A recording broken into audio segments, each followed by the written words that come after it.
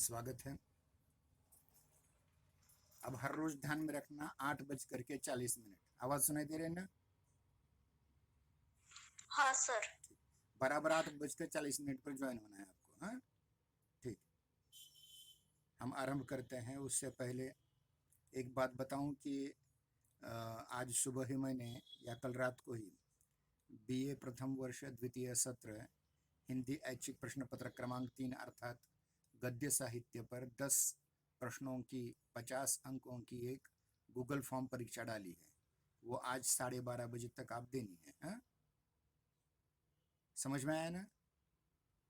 हाँ सर। हाँ, जैसे आप स्पर्धा परीक्षा के देते थे परीक्षा, वैसे दे। और कल की स्पर्धा परीक्षा में आपने नहीं दी शायद। तो ध्यान रखिए कि इसके बाद कोई परीक्षा मिस न हो जाए आपके, क्योंकि ये इसी प्रकार के प्रश्न प्रायः परीक्षा में पूछे जा सकते हैं। अब अन्य छात्रों की एक बार परिगणना कर लेते हैं। 29 छात्र हैं हमारे।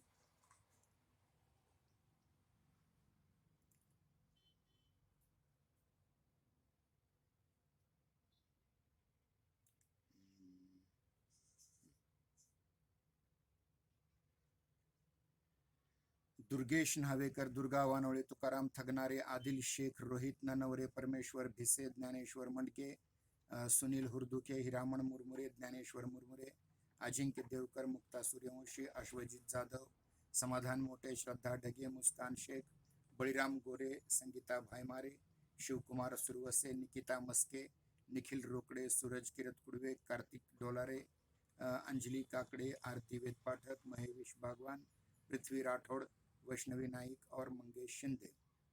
तो ये छात्रों 29 छात्र हैं। इनमें से एक दो ही अब फोन करने के उपरांत जो है, अभी आदिल शेख को फ़ोन किया था, तुकाराम थगनारे को फ़ोन किया था। ठीक है, कोई बात नहीं, इसकी वीडियो लिंक आपको बाद में मिल ही जाएगी।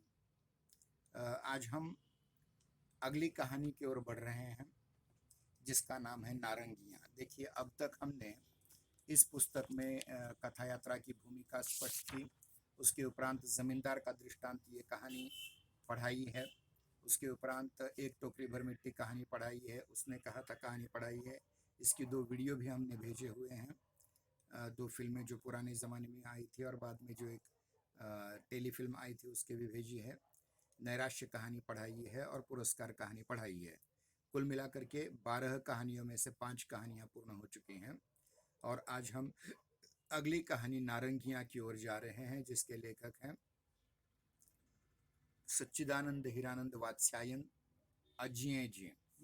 अज्ञेय मराठी में अज्ञेय, हिंदी में अज्ञेय। उसका मूल उच्चारण अज्ञेय है।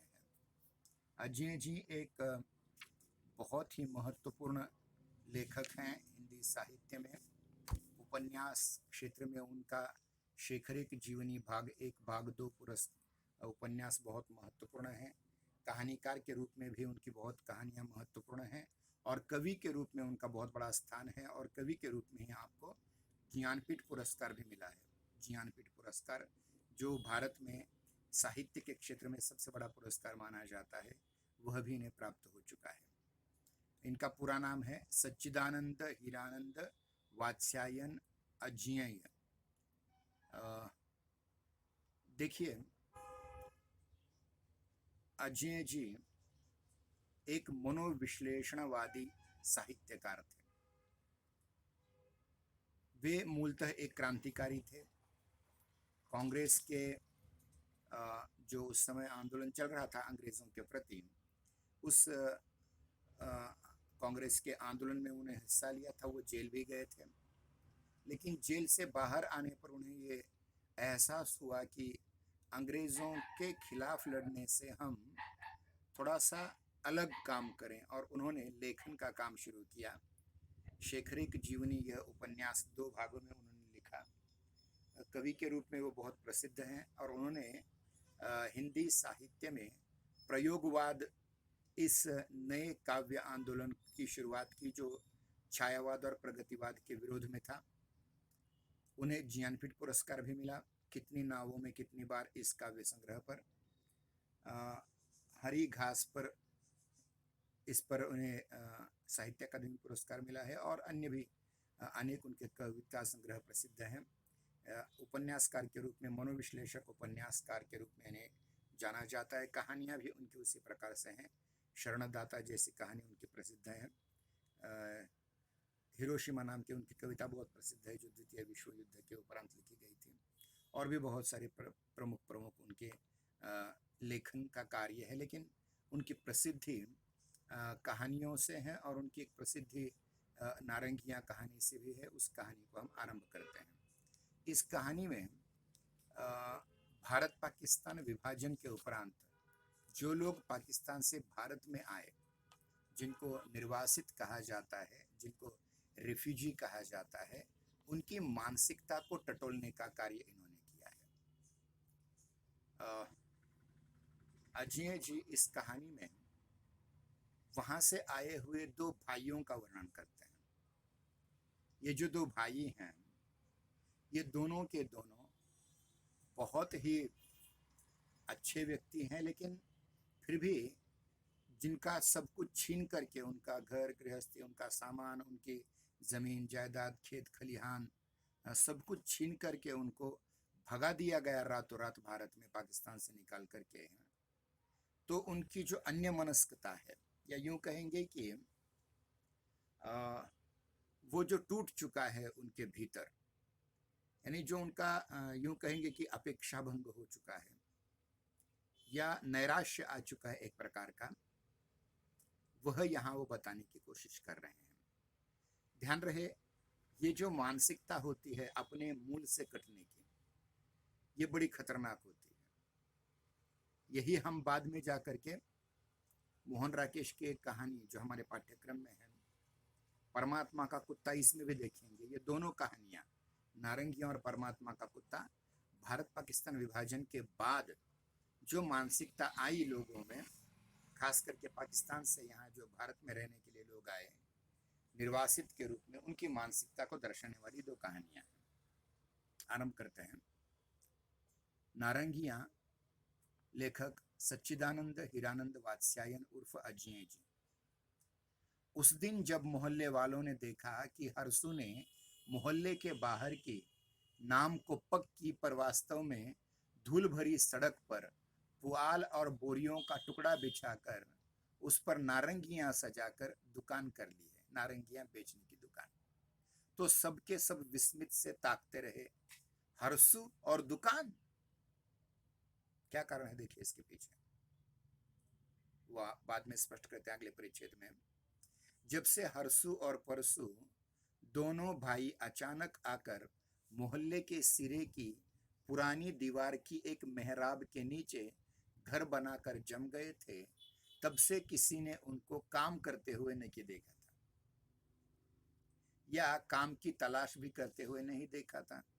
ध्यान रहे कि मनुष्य अगर जीना चाहता है, जीविका उसकी होनी चाहिए, कुछ न कुछ उपजीविका का साधन, आजीविका का साधन उसके पास होना चाहिए।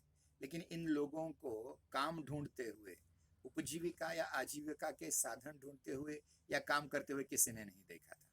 और अचानक एक दिन हरसू नारंगियों की दुकान लगा लेता है। नारंगी जिसको हम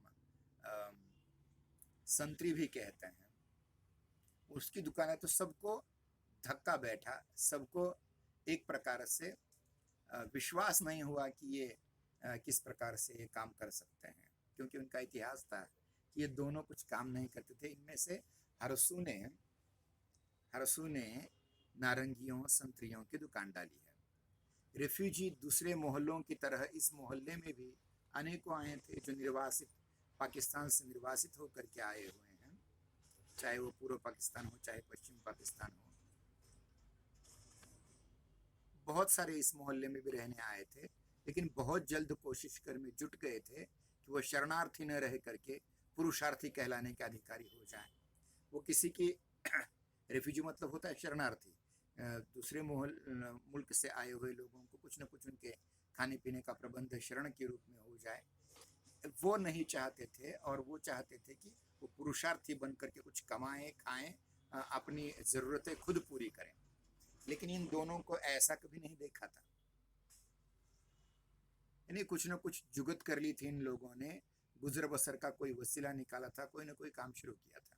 लेकिन हरसू और परसू ज्यों के त्यों बने हुए थे, इन्होंने कोई काम करने की कोशिश नहीं की।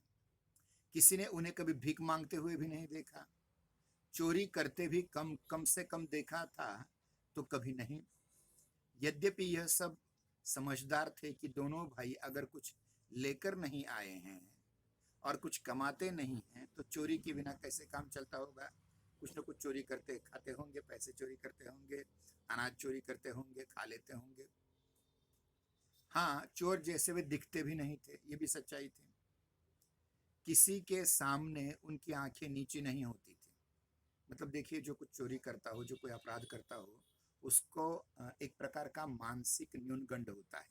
वो किसी के सामने ऐसे सिरा सीना तान करके आंखें ऊंची करके देख नहीं सकते, उनकी आंखें नीचे रहती है। ऐसा भी नहीं है। और दोनों का बर्ताव कुछ ऐसा शालीनता भरा था, शालीनता भरा होता कि किसी कुछ पूछने का साहस भी नहीं होता। क्या तुमने चोरी किया, ऐसा कोई पूछ भी नहीं सकता था। इतना वो सलीके से रहते थे, इतनी सभ्यता से, शालीनता से रहते थे। सांस्कृतिक उनका व्यवहार होता है। शालीनता के स्तर में कुछ गिराव कभी दिखता था तो दोनों भाइयों के आपस के व्यवहार में।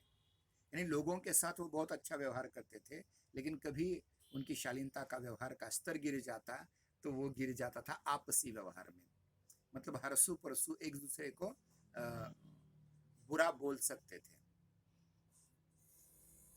यही नहीं, वे आपस में लड़ते झगड़ते थे, इतना ही कि परसू हमेशा हरसू को ताने देते रहता, जैसे भी संभव हो कोसता रहता। मतलब परसू जरा बदमाश है, हरसू थोड़ा सा उसमें से ठीक ठाक है, और परसू हरसू को हमेशा कचोटता है, उसे गालियां देता है, उसे बकचोदी करता है, गलत बातें करता है उसके साथ।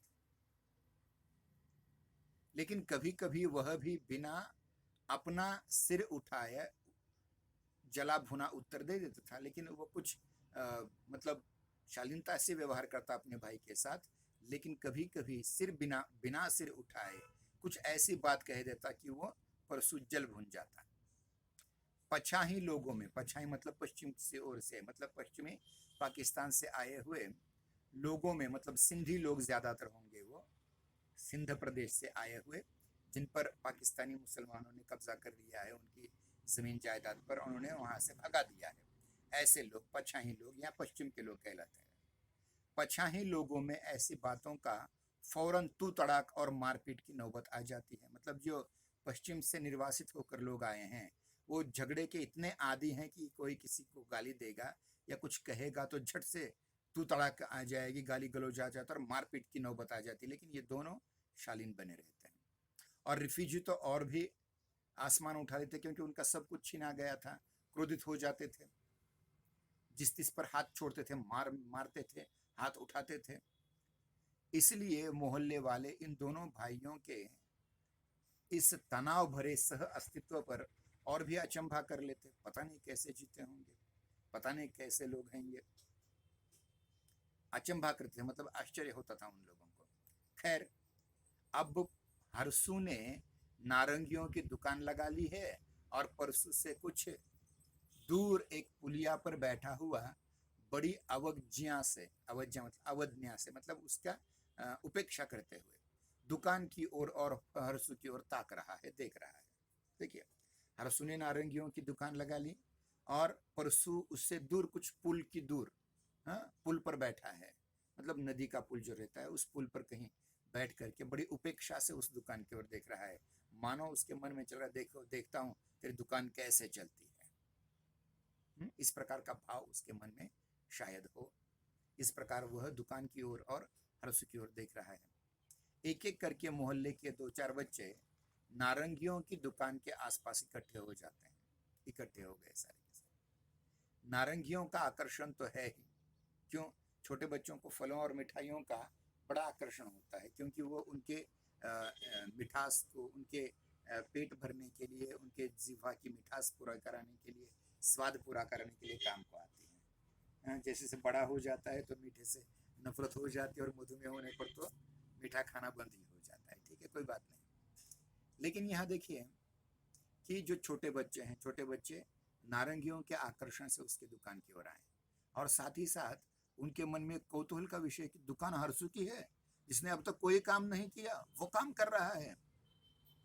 एक छोटी लड़की दूसरों से कुछ आगे बढ़ करके एक हाथ से अपने झबले का छोर उठाकर मुंह में खोसती है। चाहे छोटे बच्चे जिस प्रकार से व्यवहार करते हैं, देखिए ये मैं बार बार कहूँगा कि आपसे अजिए जी एक मनोविश्लेषण तज्ञ हैं, बहुत बहुत, मतलब डॉक्टर सिगमंड फ्रायड हो या अन्य मनोविश्लेषक हो, जुंग, कार्लायर जैसे, जिनके जिनको उन्होंने बहुत पढ़ा है और उनके लेखन में ये सारे के सारे मनोविश्लेषण तज्ञों का कहीं न कहीं समावेश हो जाता है। तो छोटे बच्चों का भी मनोविश्लेषण करें। देखिए एक छोटी लड़की दूसरों से कुछ आगे बढ़ करके एक हाथ से अपने झबले का छोर उठाकर मुंह में खोसते हुई दूसरी हाथ से मानो अतार्किक भाव से नारंगियों की ओर इशारा करती है, मुझे नारंगी चाहिए एक प्रकार से, और फिर हाथ समेटकर टुकुर टुकुर हर्षु की ओर देखती है, मुझे खाने को नारंगी चाहिए, खाने को नारंगी चाहिए, ऐसा उसे वो आंखों से कह देती है। लेगी? हर्षु पूछता है। लड़की कुछ उत्तर दे इससे पहले परसु बड़बड़ाता है, हाँ दे दे, दुकान उठाकर दे दे उसको, क्या ऐसे ही दुकान चलाएगा? ध्यान रखिए, यहाँ हर्षु जो जो क्रिया करेगा उसकी प्रतिक्रिया परसु देगा, और परसु जो जो करेगा उसकी प्रतिक्रिया हर्षु देगा। तो ये एक दूसरे का द्वंद्व है ये। अब देखिए छोटे बच्चे हैं, अब छोटे बच्चों के सामने नारंगी बेचने का दुकान लगा दी है, और परसु हर्षु को लताड़ रहा है इस बात पर कि एक तो तेरे पास पैसे नहीं, तूने पहली बार दुकान डाली है, और ऐसे में तो फोकट में नारंगियां देगा तो तेरी दुकान कैसे चलेगी? इस प्रकार से एक प्रश्न चिन्ह वो निकाल रहा है।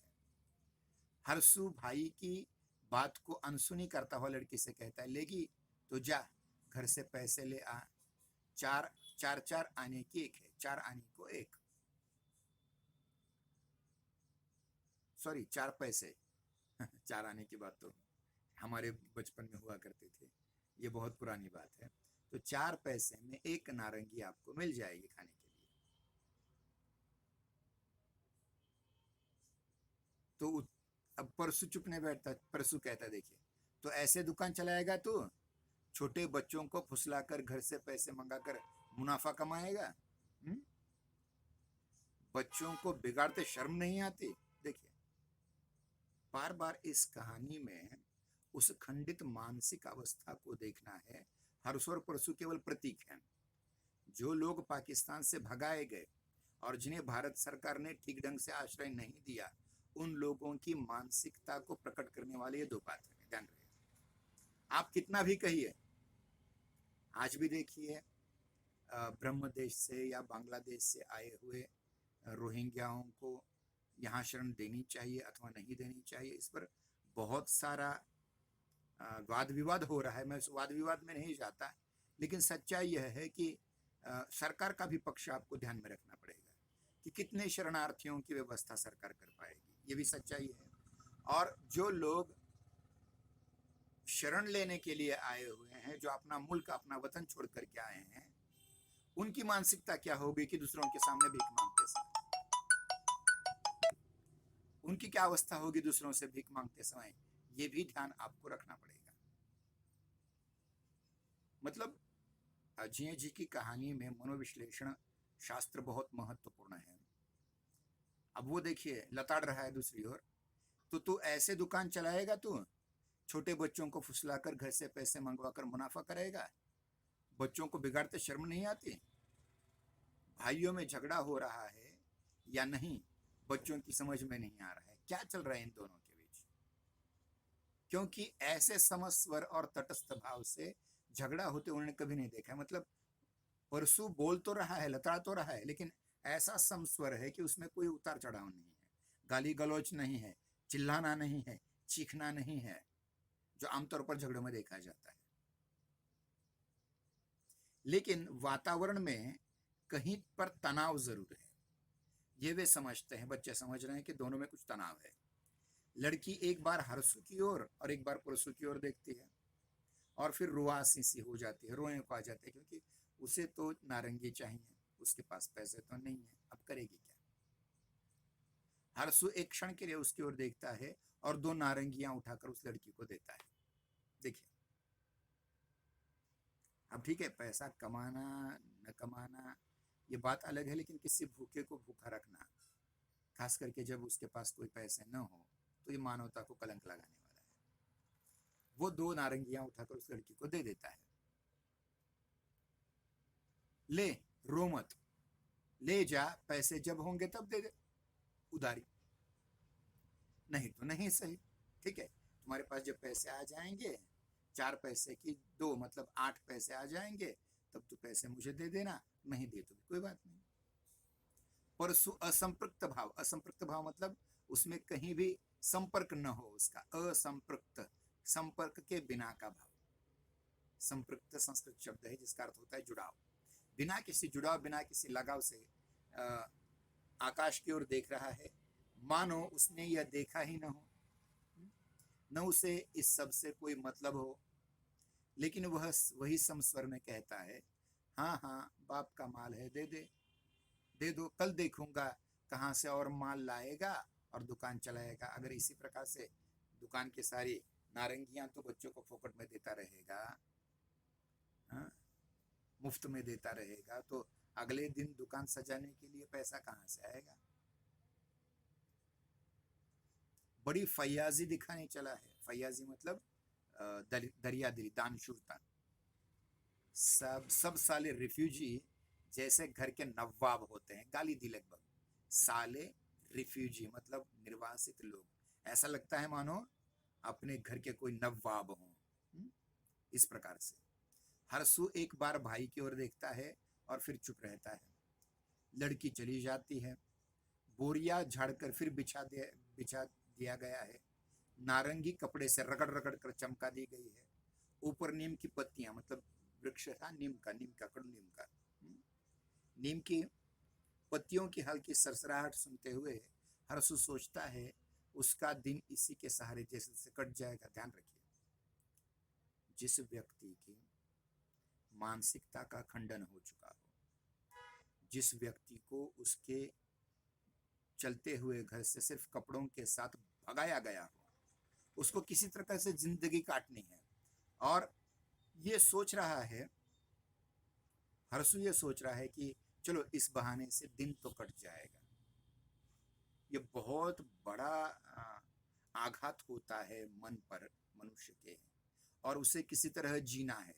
वो मर नहीं सकता, अर्थात आत्महत्या करने की उसकी हिम्मत नहीं है। किसी तरह उसे समय काटना है, और उसे लगता है कि चलो इसी बहाने आज का दिन तो कट जाएगा, समय तो कट जाएगा। नारंगियों के आसपास 2 बच्चे फिर इकट्ठे हो गए। नारंगियों का चाव तो चिरंतन है, बच्चों को तो उसका चाव रहता ही है, रुचि उसमें रहती है। दुकान के नएपन का कौतूहल भी अभी नहीं मिटा है। भीड़ क्यों करते हो बच्चों, नारंगी लेनी हो तो घर से जाकर के पैसे ले आओ, हरसु कहता है। परसु अपनी पुलिया पर से सब कुछ सुन रहा है। देखने की उसे जरूरत नहीं है, वह मानो अतीन्द्रिय चक्षुओं से सब कुछ देख रहा है। उसे अतीन्द्रिय मतलब ध्यान रखिए कि कुछ लोगों के पास कुछ ऐसी अतीन्द्रिय शक्तियां होती हैं। आंखें बंद करके भी वो देख लेते हैं, कान बंद करके भी सुन लेते हैं, ये सच्चाई है। आपको इसमें वैज्ञानिकता भी है। जैसे देखिए कि कुत्ते में उसकी नाक मतलब उसकी सूंघने की अतीन्द्रिय शक्ति होती है, जो अन्य प्राणियों से वो ज्यादा सूंघ सकता है। जिस प्रकार से गिद्ध जो होता है या गरुड़ जो होता है, उसके पास देखने की शक्ति अतीन्द्रिय होती है, वो अन्य पक्षियों से ज्यादा देख लेता है। नदी में बहने वाले मछली को भी वह अनेक कोस ऊपर से देख करके 1 सेकंड में उसे झट से नीचे उतर कर पकड़ लेता है, जिसे कुत्ता सूंघ लेता है। मतलब ये अतीन्द्रिय शक्ति। उसी प्रकार ऐसे लग रहा है परसु को कि वो सब कुछ वो देख रहा है अतीन्द्रिय चक्षुओं से, आंखों से, चक्षु मतलब आंख, सब कुछ देख रहा है, बल्कि वह सब कुछ पहले से ही इसका देखा दिखाया है। मतलब ऐसा शायद पहले भी हो चुका हो, इस प्रकार उसे लग रहा है। व्यंग्य की एक रेखा, व्यंग्य हंसने की एक रेखा उसके होंठों को तिरछा कर चलती है। बस इतना हरसू देख लेता है।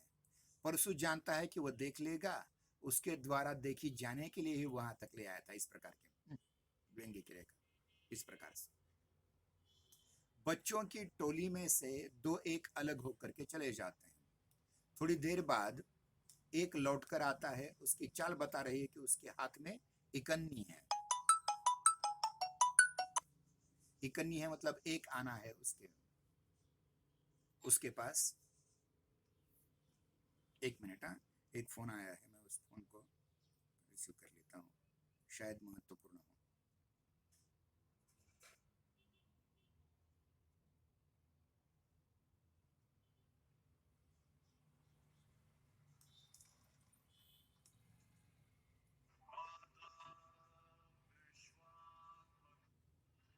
हाँ सर, तासिकेमध्ये आहे. हां हां, तासिकेमध्ये नंतर फोन करतो मी. हां ठीक. नंतर फोन करतो, तासिकेमध्ये आहे ऑनलाईन. ठीक.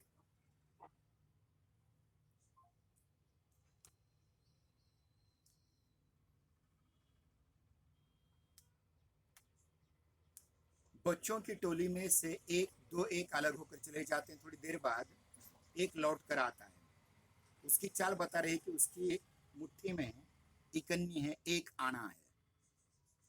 उसके पीछे पीछे 6 और अधनंगे बच्चे चले आते हैं और वे भी जानते हैं कि उनकी अगुआ की मुट्ठी में पैसे हैं। पैसों से उन्हें कोई सरोकार नहीं, लेकिन अगुआ, अगुआ मतलब आगे चलने वाला, उनका नेता जो है, नायक जो है, उसकी मुट्ठी का पैसा आगे जो काम कर सकता है उसमें उनकी दिलचस्पी थी, जरूर है। इकन्नी और नारंगी का विनिमय हो जाता है। बच्चा विजय से भरा हृदय और नारंगी से भरी मुट्ठी लिए हुए एक और हट करके नारंगी छिलकर खाने लगता है। दुकान पर जो करिश्मा होने वाला था वो हो चुका था और वहां अब देखने को कुछ नहीं है। दूसरे बच्चों की आंखें हरसू की साबुत नारंगियों से हटकर अगुआ के हाथ से छिलती हुई नारंगी पर अटक जाती हैं। कैसे उस नारंगी की फांक अलग होती है और धीरे धीरे उठा करके अगुआ के मुख में चली जाती है। कभी इधर नहीं जाती, उधर नहीं जाती, इधर नहीं, इधर नहीं, उधर नहीं, सीधे मुंह में चली जाती है। यह कितना बड़ा आश्चर्य है, कितना बड़ा अचरज है यह।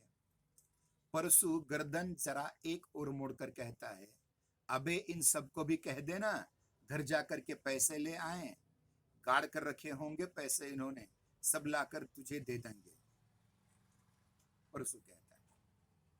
परसू कहता है ये, हरसू तिल मिला जाता है। हरसू तिल मिलाकर बच्चों से कुछ कहने को होता है, लेकिन फिर रुक जाता है। एक बार बच्चों को सिर से पैर तक देखता है और आंखें झुका लेता है।